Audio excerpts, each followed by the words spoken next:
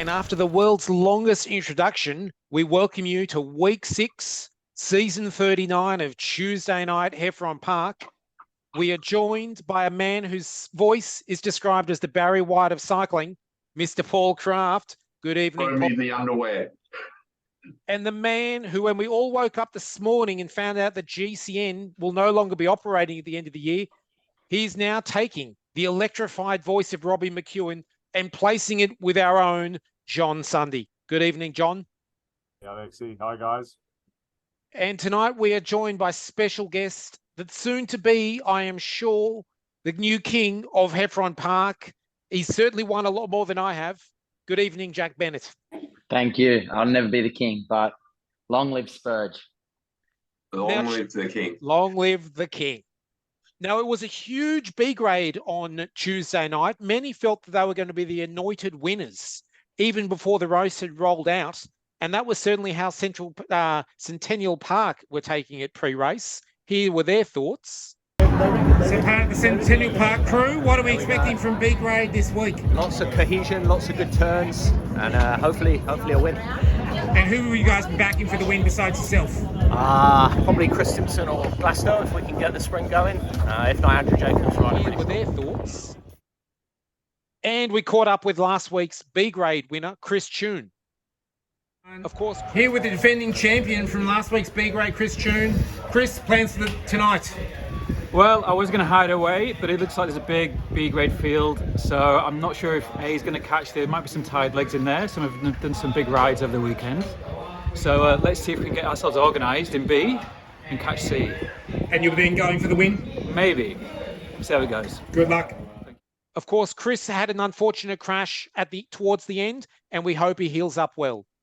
And finally, the number one cycling fan of ZCC, Mr. Grant Bennett, offered his thoughts on what A grade we're going to do tonight.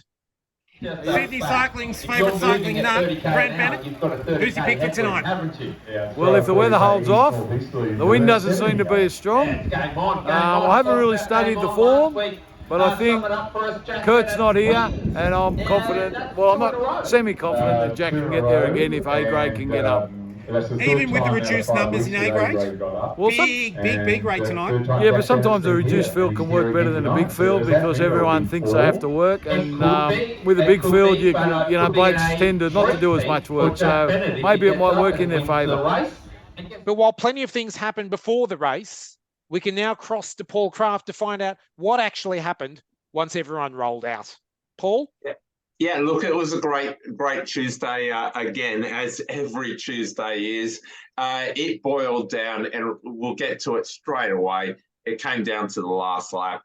On the bell, C grade was still in front, B grade was still in the middle, A grade were chasing. But again, 3 B graders had jumped out. Benny Coates, Lucas Stevenson, and Phil Tate. Is that right, John? Phil Tate? Phil Tate, yeah. Yeah, right. So they've jumped. I'd love to talk about it a little later on, but it is one of those doomed moves when a higher grade jumps out, catches in the latter part of the race, and feels that they can ride away from C grade. C grade latched onto him, going into the squircle. B grade were caught by A grade, and then A grade were marching their way through to C grade. At that point in time, I think it was Luke Cromer, sorry. Yeah, he was in front. He didn't know what to do. He was by himself. And then ZCC started to come to the front with Phil Lucas, but they didn't really get there. They caught those 3 B graders, and suddenly I started to see orange jerseys at the front. I thought it was Oli Penney leading out. I also saw Loy Harrington in about second wheel, and I thought he was going to fire in the back straight. Coming over the Pimple. How did he go? Yeah, he sprinted it. Sprinted it. So coming over Pimple, ZCC were in there, but it was in fact an orange jersey still on the front. Turns out it was Brad Mills. I was calling Ollie Penny. Brad Mills led it into the straight, and boom goes the rider of Tom Bolton. Tom starts the sprint. Next rider to go was Scott Law. Scott Law, side by side, And then suddenly, out from behind, Oli Penny appears. And guess what he went and did? I feel sorry because Jack's had to sit there and listen to the whole thing and just think, you guys have got no idea. Yeah, honestly. Phil Lucas attacked on the back straight and Millsy got onto his wheel. So you would have seen Phil Lucas lead over the pimple with Millsy on his wheel and me jump onto Millsy's wheel and close that gap. But you're pretty close, Paul. You can't really see from that far away, / you can't see altogether. But yeah, we'll see when we watch the video, but you're pretty accurate. Phil led it onto the straight. Millsy took over there with a lead out. I was actually on Millsy's wheel and Tommy came up next to me. And pretty much perfectly just held me in my spot. When we went past Millsy, then I got to Tommy's wheel after I backed out, and then Scott come up next to me. That's when I got stuck, and then Ollie just slingshotted off Scott and got his lovely first victory, which he's a hard person not to like winning. He's such a good guy. So Heffron Park rejoiced. Everybody rejoiced. Ollie Penny got his win on a Tuesday night. But had the problem started earlier, though, for ZCC, because you turned up in mismatching kit. Some of you were in whites. Like, was that missing? Was that like the side was doomed from the start? Okay, so I just checked the radar and there's a bit of rain. I was looking, it's a bit grey. The white kits don't do great in the rain. We have an alternative kit. We have the black kit. And, we just thought maybe we should wear the black kits. Then Jeff, with the last-minute message, said, I'm already in the City Boys in my white kit. And then Phil said, I stand with Jeff. So we went 2 and 2, split the team. Wow. But you, as a team, you all rode home together, didn't you? Oh, close enough to it. No, I didn't. I met them on Anzac Parade. I just had to... That was a bit pooey.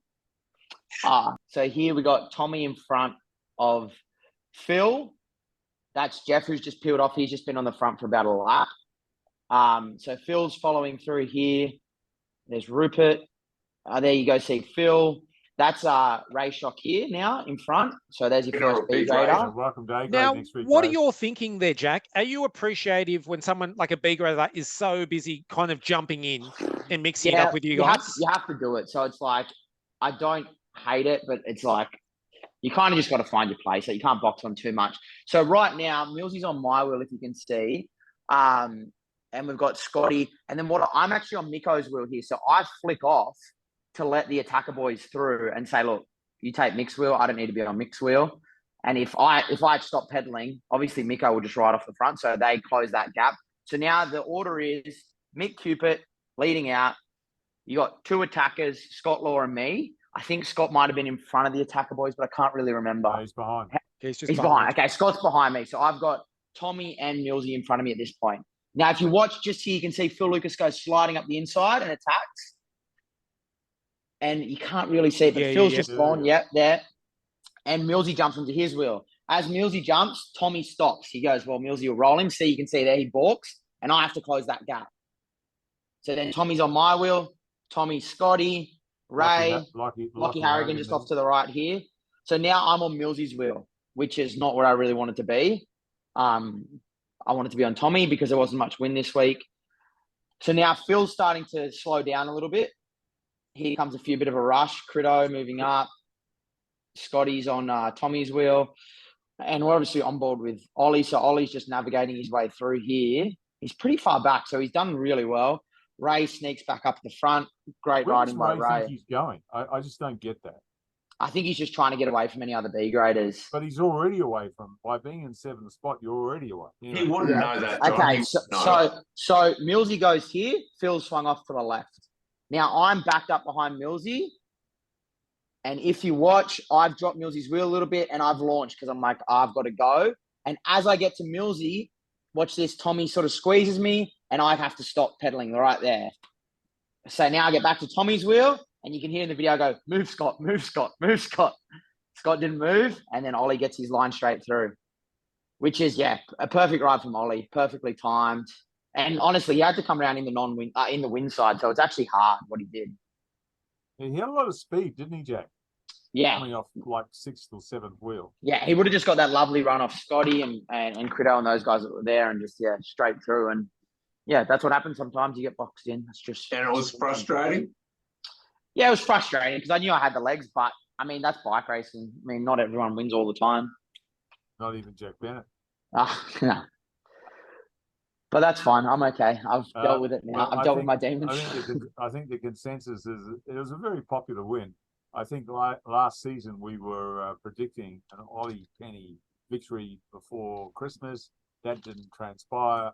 Then we were sort of talking about it in the series. That didn't transpire, and we did talk about it a few weeks ago. And it was a top ride. And like Jack said, he had to do it the hard way. He came from a fair way back. It didn't play out Jack's way, but it certainly played out Ollie's way.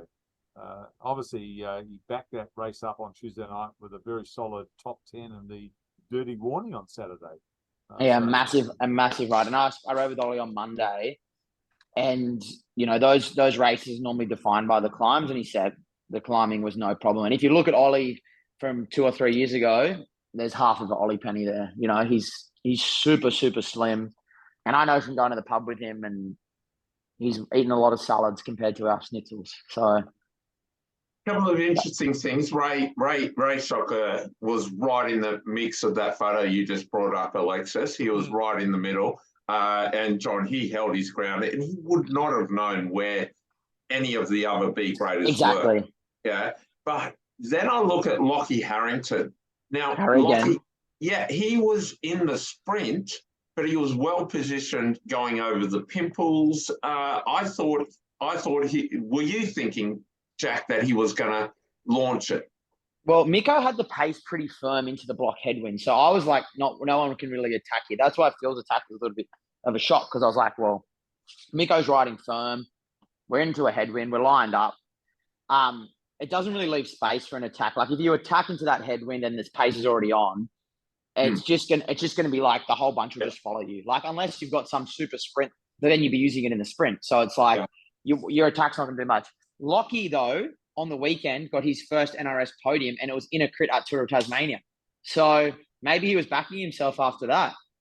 Because I mean, old man Scott Law, he rolled up. You must have been confident you can roll him, and you've had the better odds recently over Tom and so forth. So you must have been fairly confident leading into that sprint. Yeah, I was confident, but I just knew that it was going to be a tricky sprint to navigate because a lot of people were fresh and a lot of people were probably pretty eager. There wasn't as much wind, that wind can be a big deterrent normally. Like if you feel that big cross tailwind, it can kind of send everyone to panic. And it's the same reason that I didn't launch the sprint the way I did the previous week, because if I go from the top of the straight, they're going to run me down this week. So yeah, it was a bit of an anxious one. And also we had to really work for that on Tuesday night. Like we didn't catch easy. Like I didn't actually think we were going to catch with a few to go. Going with that, and I'm going to throw to Alexis and John here, but B grade had they had 30 plus riders, so they were the only big bunch there. A grade. Well, how many A grade have, John? That's the point I was just about to make. So yeah, A grade had most probably the smallest field we've had in a long, long time. 17 riders. We lost a couple early, and so maybe down to 15. And I thought the start time or the handicap was in favour of A grade. In fact, Crafty, you were saying that once again I let them too early. But as it turned out, it wasn't too early at all. And as like Jack said, they really had to work for it. So everyone most probably had to do a little bit more work just by the sheer small numbers. If I can just ask a question there when it comes to the handicapping. So you held a C grade for till about 30, 35 seconds. The longer you hold them, is that better for C grade or worse? Worse. Okay. Right, it brings them closer to A grade. So if it's sub 35, right, C grade's got a better chance. Yeah, can you picture it now? I also think time can be irrelevant because John, there's a lot of handicapping by eye, which is probably more important because on Tuesday with a tailwind, if you go, okay, B grade are entering the straight now, they're entering at 50 k's an hour with a tailwind. On a headwind night, they're entering at 40 k's an hour. So we've got an extra bit of time to get away from them. Whereas Jack, you're 100% there. You're 100%. But with the C graders, they go from the time behind B grade. Yeah, we can't really sight where the B graders are. Well, when they get past the toilet block. Yeah, I get that. Yeah. And like if B grade, There's some sneaky things that can be done by the grades with sighting as well. Let's say B grade roll easy on that first lap and then get over the pimple and gas it, right? That could be time doping, all right? If it was on site. But that would take intelligence, and that's not what B graders have. I want to get back to the B graders. They look fantastic early. They look smooth. They look fast. And then suddenly they weren't. Oh, I didn't think so. I thought they started strong and just not as much win as the week before. And just their sheer number and volume of riders, they were generating speed down the straight just by rolling turns without even having to. They look fantastic. I thought they looked fantastic early. Alexis, you wouldn't have seen them. No, but I was just waiting for the inevitable. This was the week for B grade. They'd just been blessed at the start line, and we were just waiting for them to just roll through. And, I was probably thinking pre-race 3 or 4 A graders will finish, just because they were that small bunch, they'll attack each other. And yeah, that's do you know what the common denominator is with the A grade victory this season, though? Yeah, absolutely. I know what it is. I know what you're going to say, Jack. Yeah, that's right. I've raced 4 times. Out of 6 races, up 4 times. Yeah. That's not cocky or anything. No, I'm not even saying for me to win. But if my team doesn't work, then if that's we don't the case, Jack, you only ever win when Amy Vesty wins. Yeah, well, that's a weird coincidence. Okay. But I'm not saying because I didn't win this week. I got 3rd, and the first week Kurt won. But without Miko and Phil and Jeff rolling turns, A grade is in debauchery. And you can't deny it, because the 2 weeks that I wasn't there, they're saying, well, we're not going to tow you around so that you guys can just beat us in the sprint, because they can't sprint. A grade get nowhere near it. Jack, I know you watched the podcast. I know we mentioned you actually stopped A grade by not being there for whatever reasons we won't go into. But you not being there actually stopped that because everybody had a different agenda. With the lap I took the times on, Alexis, C grade were not moving fast enough. B grade were moving very, very fast. So they were doing a 2:52, all right, which is super quick. That lap, there was a split. It was coincidental. You guys the A graders were doing 2:38. That is phenomenally fast. Yeah, that's the last lap pace. It was when that 5-man breakaway went. 2 were away at the start of that lap, and obviously you got across to him. It was a hot lap. Josh Ludlam, myself, Miko, Braden. I can't remember who the 5th was. Maybe Braden, Jack. He rode well. He rode really well. He got in that move, but I think that might have gassed him a little bit. But he's probably coming off an off season, so that's fine. We're not going to stress about that. But yeah, I just think that move, it wasn't even a move to attack. It was a move like, hey, A grade, there's not many people working here. Me and Mick and Josh Ludlam are doing a lot of the work here.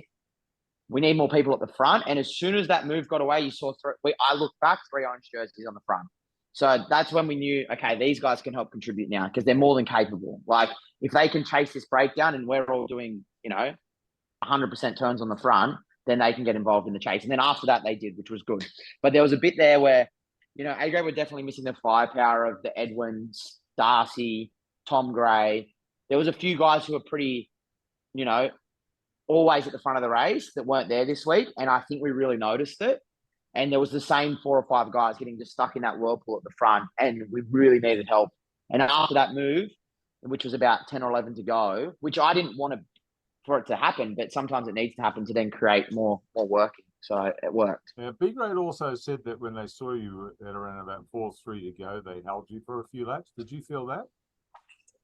No, they didn't hold us, but maybe we didn't catch them as rapidly because there was a bit of just a bit of negativity within the A grade. But I think at that point when we can see them that well, we know we're going to catch.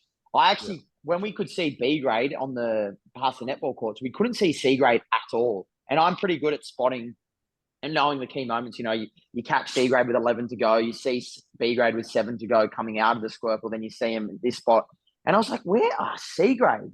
But then you got to remember that they slow down a lot rapidly compared to B grade. Like B grade can hold the same pace, whereas C grade probably start faster and finish slower. Yeah. But I didn't think we were going to catch C grade at all because we couldn't even see them with 4 to go. Yeah. It's a great opportunity. I'm going to get to Alexis here because we're going to talk. C grader.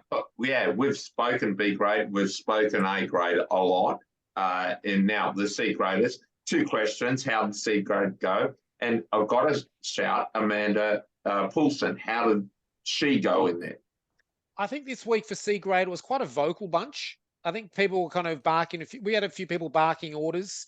And as a result, when you're riding as strong as the 10 men, as John likes to say, I think particularly for Rodrigo, he just wound it back just that little bit. And then we started to get so many people rolling along. Tona Ferguson, I think it might be his first season. He's one of the Red Barons from Dulwich Hill. He rode well. He's been going well, Tone. Yeah, Tona's riding well. Josh Mildren from Manly rode very well. Jake Embry is riding very well the last couple of weeks from RBCC. And another new rider this season, Julian, I guess it's going to be Arias. Julian. Again, all these riders were coming along. A lot. Julian's really in the space of 5 or 6 weeks. He's settled into racing. He's worked out what to do, how to do it. But I guess the biggest bonus for Julian is his new bike. Right. I asked him on the start line. He said, "Unbelievable." There you go. Must be good. And we've also got the other new rider this season, Pongsak. Siriano. He's obviously, I think he's Thai. So my wife will be kicking me that I've mispronounced that.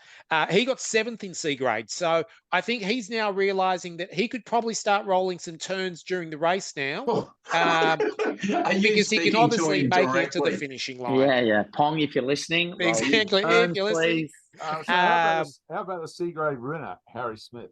Well, before we get to Harry, to see how well we're running, Baz Doozy launched off the front with 2 to go. He went, I'm all in. I love that. And he obviously wanted the Char Grilled Charlie's Rider of the Week. But do you know who also then jumped on his wheel?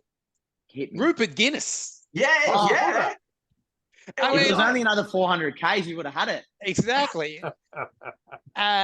So look, it just meant the race was alive for C grade. And then of course, we obviously had Amanda Poulsen. She was working throughout the race and was our top female finisher. But at the same time, Amy Vesti and Lily Fassan, rode really well and constantly spotting during the race. All the girls rode really well to finish. Not all the girls always finish. So it's really encouraging to see them all finish on a night like Tuesday night. I kind of sensed that Amanda Poulsen was a little nervous before the start, and there was 2 reasons why. The last adventure, she dropped it after the finishing line in that, and Andy Pham rode well as well, by the way, on Tuesday. He was in about 10th in B grade, but she collected Andy Pham's bike on that last time she was there, and the last time she was there, she was like Amanda Poulsen, the rider from Manly. That's right. Now she's the NRS stage winner. And I kind of felt that she was a little nervous. Yeah, and I think that showed, maybe in the first early laps, but then she was into the rhythm and she was flying. And I know when you caught up with her after the race, she said something similar. Almost nervous coming into tonight, knowing that you did so well and yet so bad last time you were here. Yeah, that's right. I'm glad I stayed upright this time around. It was a lot of fun and hard work out there, but it was good. Now the C graders must have felt like, we're a long way in front of B grade. We've got a shot.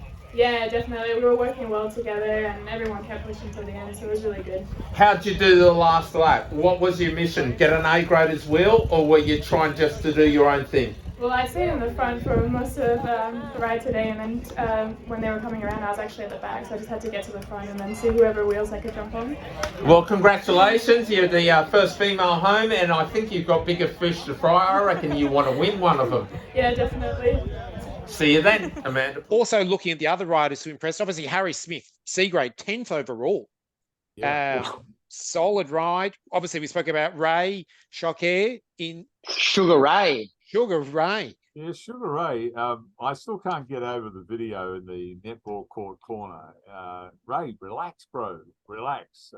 But John, he's not looking behind him. He's just Yeah. he doesn't. And a B grader could be on his wheel. A B grader could be coming past him any second. So he's just. I think Sugar Ray's good enough. Follow Ollie's wheel, and he could have got second. Oh, I don't know about that. The energy that he has to use to move up 3 wheels that's going to get him nowhere diminishes his ability in the straight. But he still did really well to get the 9th spot and first B grade. So 9th spot B grade and 10th spot C grade for Harry Smith. So I Run us through the next few. I'd also just say with Ray, he was racing like a man who actually wanted to win the race, though.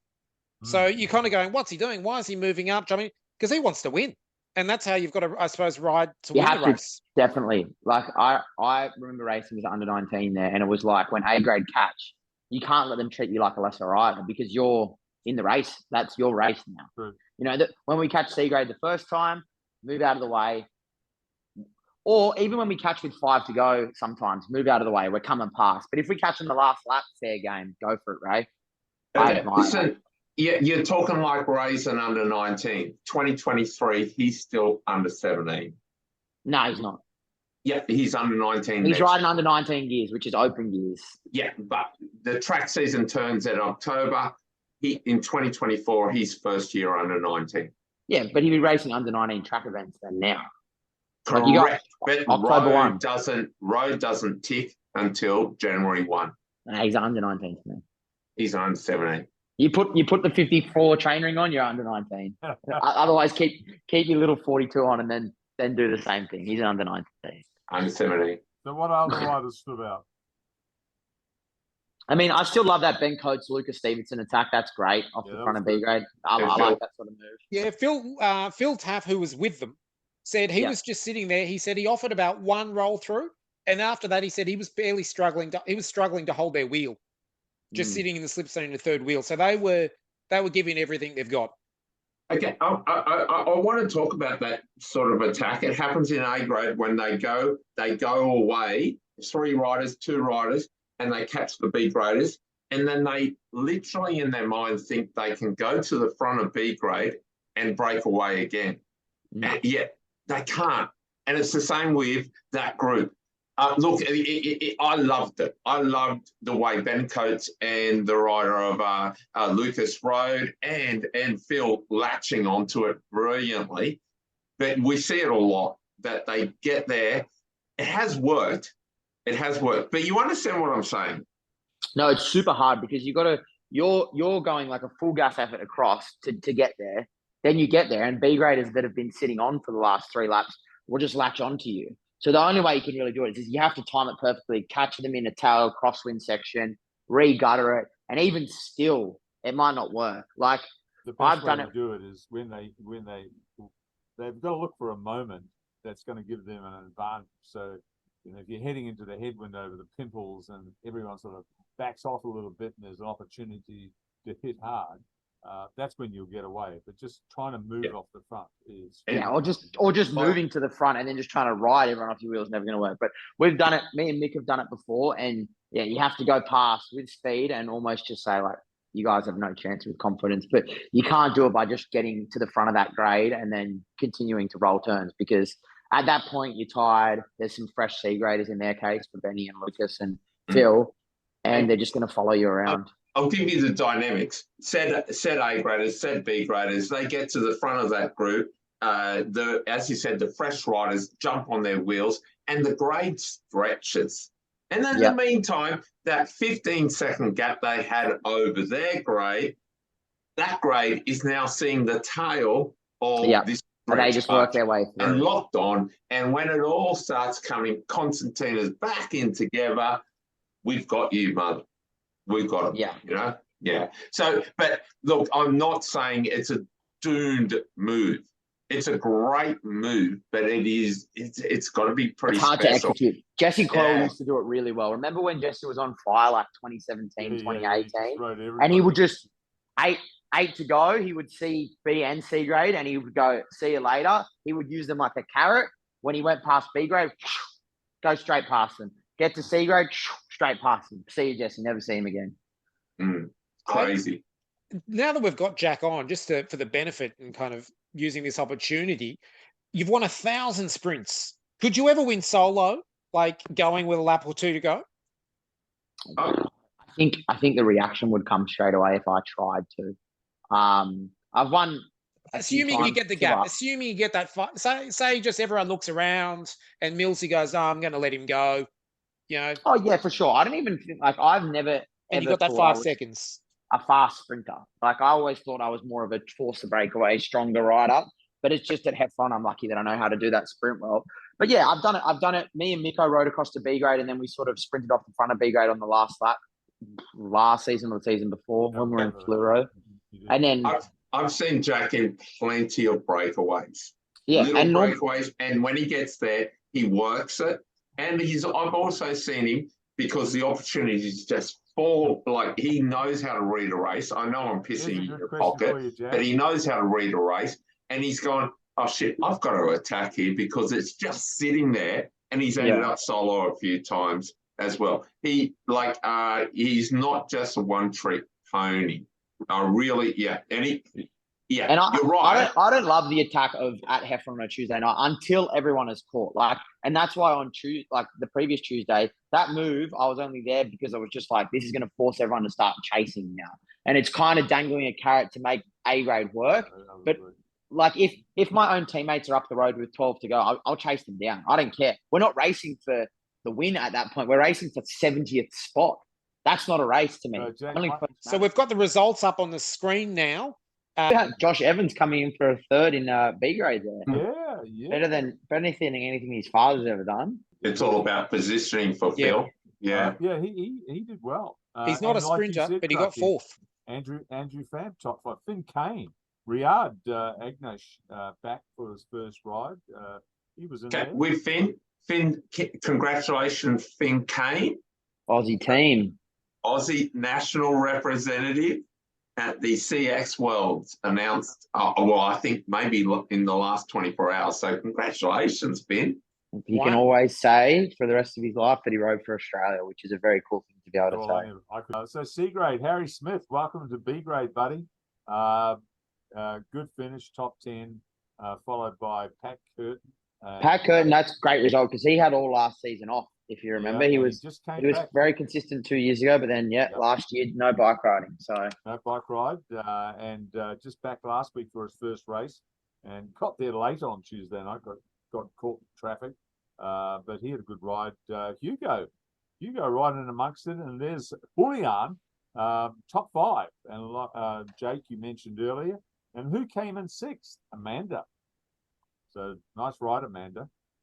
After the race, we caught up with the man who broke the curse, Oli Penny, and here were his thoughts. The right place, the right time. It's on Scotty's wheel, and he can kick pretty hard in the sprint, so I was surprised that it came around him. But I think he helped box the other boys in, so props to Scott.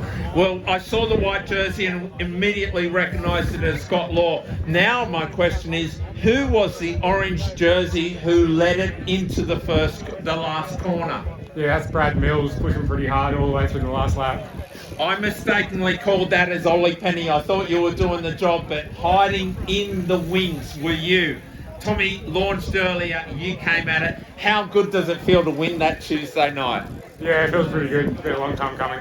It has, and congratulations. Going to see you on the podium. And closely followed by, in second place, Jack Bennett. Jack, this is what you said after the race. Very quite vocal. He said he almost felt aided by Scott Law because he kind of boxed you in. Is that the way you saw it? Yeah, but that's just bike racing. Sometimes that happens. Like, you can't have the perfect run every week. So, yeah, I just got a little bit stuck. I didn't really get a chance to open my sprint, but that's bike racing, and Ollie deserves a win. He won, so that's the race. He came at Tom Bolton and let it out. I thought it was going to be Tom v Scott Law for a long time, and then Ollie Penny, he got the correct side of the track going. He just nailed it. Yeah, they actually had all three of them. So Millsy led it onto the straight, and then when I came to run at Millsy is when I got stuck because Tommy got next to me, and then Ollie went over the top of him. So yeah, they actually used all three of their teammates really well. So it was quite a good ride, and then Scotty as well was just there. So yeah, they did really good, and they came with speed in the tailwind like you're supposed to do. So yeah. Yeah, and even Jack's father was not willing to disown him, and this is how he thought the race had played out. So, will Jack be, well, he's not welcome for family dinner this weekend? Nah, it's good to share it around. Jack's had a share of wins, and it's good for someone else to win for a change. But Ollie was the man tonight. And where did it fall apart for ZCC? I don't think it fell apart. I just think bad positioning by ZCC coming into the straight. They attacker had the upper hand, and the results show that. And ZCC compatriot Phil Lucas also chimed in with a few thoughts post-race. Phil Lucas, where did it all go wrong? I don't know, late catch. So, I don't know, I didn't see the sprint. Miko let it out, and I came over him, and yeah, tonight wasn't our night. How was your race overall, though? It was good. It was pretty quick, pretty smooth. It was a bit chaotic in the last couple of laps on the catch. And that's Tuesday night. Now we move to the biggest thing of all. Char, there we go again. Every week, Char Grilled Charlie's Rider of the Week. $40. With that, though, Rider of the Week. Maybe a bit of a foregone conclusion, but John? Well, two good rides from B grade Sugar Ray, C grade Harry Smith. But I can't go past Ollie this week. We've been talking about him. When's it going to be? It was on Tuesday night. So my vote for the chicken dollars, the chicken award, Oli Penny. Oh, clear rider of the week, I think. Especially backing up a 270k gravel ride on Saturday. Oh. Maybe that's why GCN also went bad. They weren't able to offer the Char Grilled Charlie's Rider of the Week award. Ah, yeah. Potentially. Well ridden Phil Tafe, but not a nomination. But the two young guys, Ben Coates and Lucas Stevens, power to you, well done. But yeah, last year, you guys were all saying he's going to win it. Ollie's going to win one, and I was saying he's not going to win one this season. This season, I said he can win one, and he won it, and everybody rejoiced. He is my rider of the week for the charred grilled chicken, Charlie's chicken. Fair enough. Look, my vote, it's not going to be Baz Doozy, even though he did do the social media attack on the last lap. Look, without a doubt, I've been waiting for it since last season. Ollie Penny, he's my rider of the week. Fantastic. Well done. Jack, I don't think your vote really counts, but... I vote Ollie anyway. I rate that win. Yep, that's the way it goes. Also, he's been providing us with great content as well for the last, 2 seasons. So that's half this podcast. Is Ollie's video. So, Ollie Penny, Rider of the Week, congratulations. Spend your Char Grilled Charlie's dollars carefully. Go the chicken thigh, Ollie. And Jack Bennett leaving along. Zach Marshall's still there. Tom Bolton's still there. There's a few. We'll now go around the grounds with our last lap.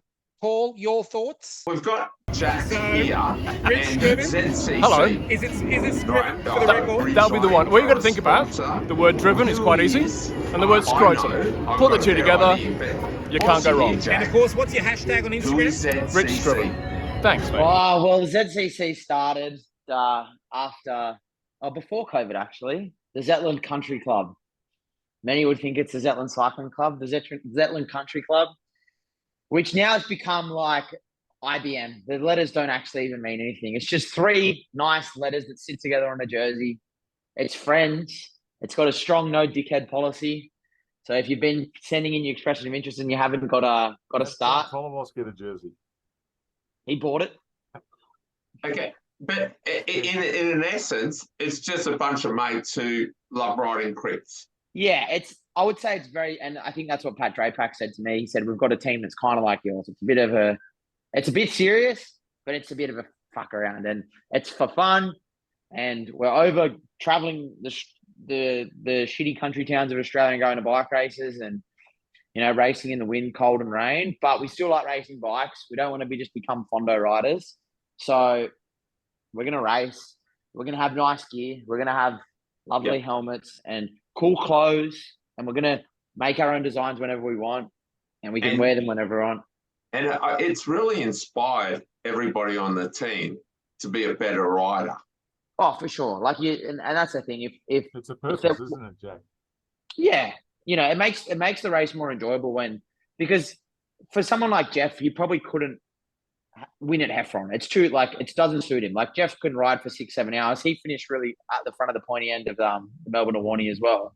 But there's not really a way for him to win unless he snuck away on the last lap, which, those wins come very few and far between. Like Bonello's done it, but he wins week after week in a sense with the team. With me, exactly. And that sometimes provides just as much, if not more, gratification. Like I used to love leading other people out because your job finishes and you know that you've done 100% of everything you can and you just leave it to someone else.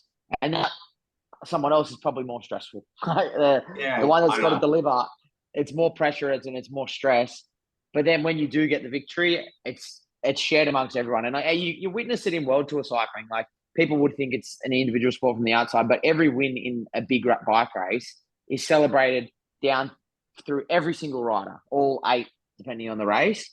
And it goes across mechanics and soigneurs and directors and everyone. So it's not just, they're never individual victories. And so that's what we love about it. And, to be honest, we go to the pub and we sit there with Tommy and Ollie and everyone every week. Like it's not that competitive. I have plenty of, like Ollie and Tommy, I train with them, race with them. We go to the pub with them. Like, it's not that serious. It's actually quite fun.